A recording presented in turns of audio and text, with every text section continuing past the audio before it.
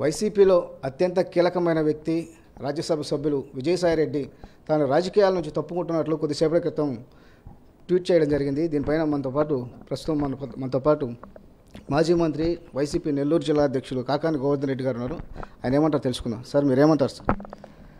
అంటే సాయన్న ఎందుకు ఆ ప్రకటన చేశాడనేటువంటి పూర్తి వివరాలు నాకు తెలియదు. ఏది ఏమైనా వైఎస్ఆర్ కాంగ్రెస్ పార్టీకి ఆవిర్భావం నుంచి కృషి చేసినటువంటి వ్యక్తి. ఆయన నెల్లూరు పార్లమెంటుకి పోటీ చేసిన తర్వాత కూడా ఒక సందర్భంలో నైతిక విలువలను పాటించి రాజ్యసభ నుంచి తప్పుకోవాలని ఉన్నాను అని చెప్పడం జరిగింది. నైతిక విలువలకి కట్టుబడినటువంటి వ్యక్తిగా ఆ రోజు ఆయన ఒక నిర్ణయం తీసుకోవడానికి కూడా ఆయన మా అందరితో కూడా చర్చిస్తే మేమందరం కూడా వారించడం జరిగింది. లేదు, మీరు సీనియర్, మీరు ఉండవలసినటువంటి వాళ్ళు, మీరు ఈ పార్టీలో కొనసాగండి అని చెప్పడం జరిగింది. ఒక పక్క ఆయన వైఎస్ఆర్ కాంగ్రెస్ పార్టీలో కీలకమైనటువంటి వ్యక్తిగా కొనసాగుతున్నటువంటి నేపథ్యంలో ఈ తెలుగుదేశం పార్టీకి సంబంధించినటువంటి వాళ్ళు అయితేమి, ఎల్లో మీడియా అయితేమి రకరకాలుగా ఆయన మీద దుష్ప్రచారం చేయడం, నిందలు వేయడం, ఆయన్ని వ్యక్తిగతంగా టార్గెట్ చేయడం, ఇవన్నీ కూడా ఆయన్ని చాలా హ్యూమిలియేషన్ కూడా గురి చేయడం జరిగింది. బహుశా ఆ నేపథ్యంలో ఆవేశం, ఆవేదనలో ఆయన ఒక నిర్ణయం తీసుకొని ప్రకటించి ఉండవచ్చు. ఏది ఏమైనా సరే వైఎస్ఆర్ కాంగ్రెస్ పార్టీకి కీలకమైనటువంటి వ్యక్తి, వైఎస్ఆర్ కాంగ్రెస్ పార్టీకి ఎల్లవేళలా అందుబాటులో ఉండేటువంటి వ్యక్తి, జగన్మోహన్ రెడ్డి గారిని తిరిగి మరలా ముఖ్యమంత్రిని చేయాలనేటువంటి దృఢ నిశ్చయంతో ఉండేటువంటి వ్యక్తి. కాబట్టి ఖచ్చితంగా ఆయన రాజకీయాలలో యాక్టివ్గా కొనసాగాలి. ఇటు దేశ రాజకీయాల్లో కానీ రాష్ట్ర రాజకీయాల్లో కానీ కీలకమైనటువంటి వ్యక్తిగా గుర్తింపు పడినటువంటి వాడు. కాబట్టి ఏదైనా ఎందువల్ల ఆయన నిర్ణయం ప్రకటించాడనేటువంటి పూర్తి వివరాలు తెలుసుకున్న తర్వాత దాని మీదట ఆయనతో కూడా మాట్లాడతాం. ఆయనకు కూడా రాజకీయాల్లో కొనసాగి ఏదైతే సేవా విధానం, సేవా భావం, సేవా తత్వం ఉందో ఆ విధానాన్ని కొనసాగిస్తే బాగుంటుందని చెప్పి మా అందరి అభిలాష. దాని ప్రకారం ఆయన పునరాలోచించి నిర్ణయం తీసుకుంటాడని చెప్పి మేము భావిస్తున్నాం.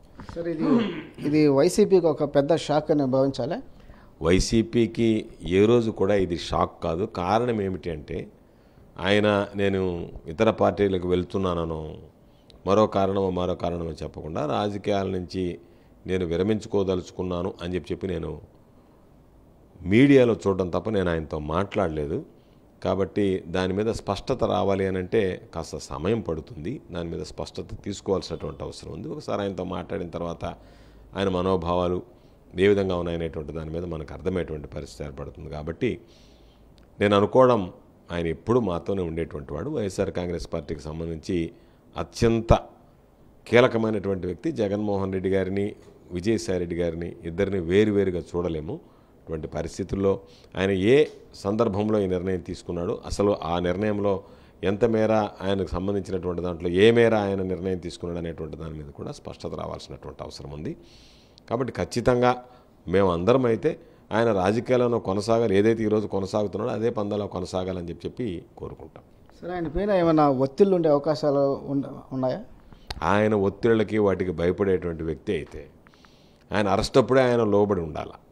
ఆయన వాటన్నిటిని ఎదిరించినటువంటి వ్యక్తి. కాబట్టి ఆయన ఎవరో ఒత్తిళ్ళకి లోబడి ఉండదు.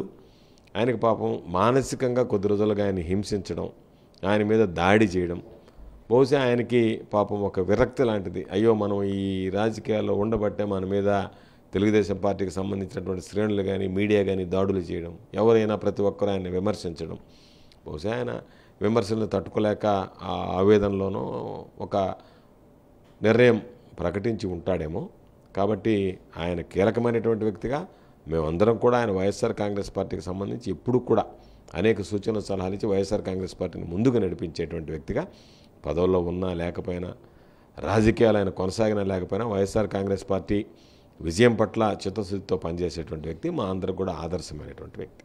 సరే, ఎంతో కీలకమైన విజయసాయిరెడ్డి వ్యక్తే ఇప్పుడు ఈరోజు రాజకీయాల నుంచి తప్పుకుంటున్నాను అని ప్రకటించడంతో ఇటు వైసీపీలో కావచ్చు, అదేవిధంగా వైసీపీ క్యాడర్లో కావచ్చు, నాయకులకు ఒక నిరుత్సాహం అనేది ఏర్పడే అవకాశాలు ఉంటాయి. కాబట్టి క్యాడర్కి ఏం చెప్తారు మీరు? ఏమి ఉండవు.